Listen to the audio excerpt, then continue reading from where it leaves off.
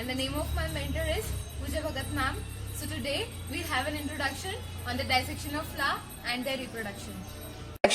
So here I have taken a very common flower that is referred to as hibiscus or China rose. It is used for many medicinal purposes like for the hair growth too.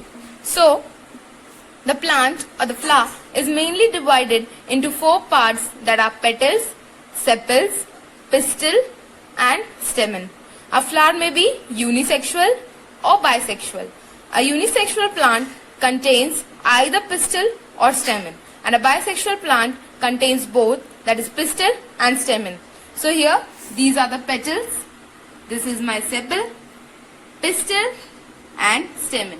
So let me tell you that this pistil is mainly the female part of the flower and the stamen is the male part. So let's have a look at the pistil. The upper part of the pistil is referred to as the stigma and the lower string-like structure is referred to as style. Now here stamen, here are some of the pollen grains. These pollen grains, the upper part which contains these pollen grains is referred to as anther and the lower part is known as the filament. Here is the ovary which is present in the lower part of the pistil. Now let's move for the dissection of the flower. So now we are going to dissect the flower. So the aim of our experiment is to view the various parts of the flower. The materials that are required is just a knife. So the procedure is carefully remove the petals of the flower.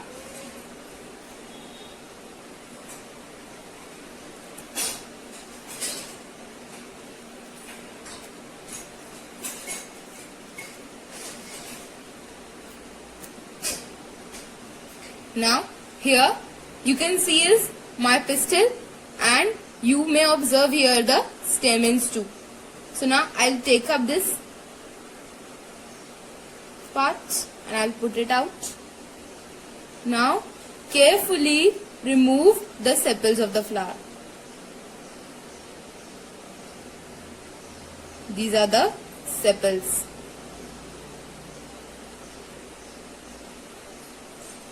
Now here is the ovary enclosed inside this sticky structure.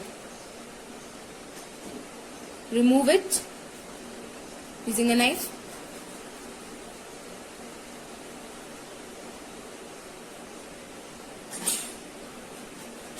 See, here is the ovary. Now, when we do the dissection of this ovary,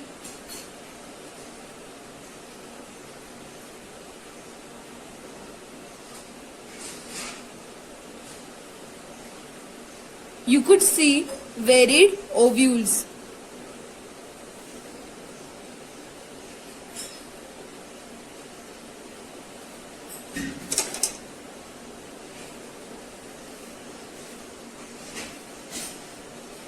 These ovules can be betterly observed under the microscope.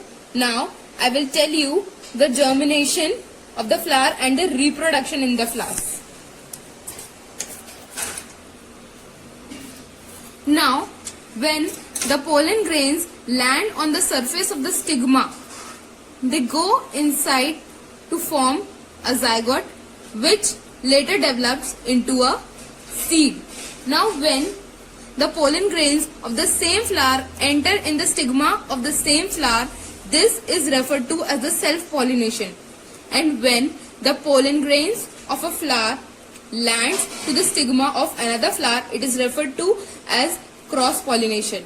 The agents can be wind, water or air. So basically this is the main process of the germination of the pollen on the stigma. Thanks for watching the video. Hope you all enjoyed it. Have a nice day.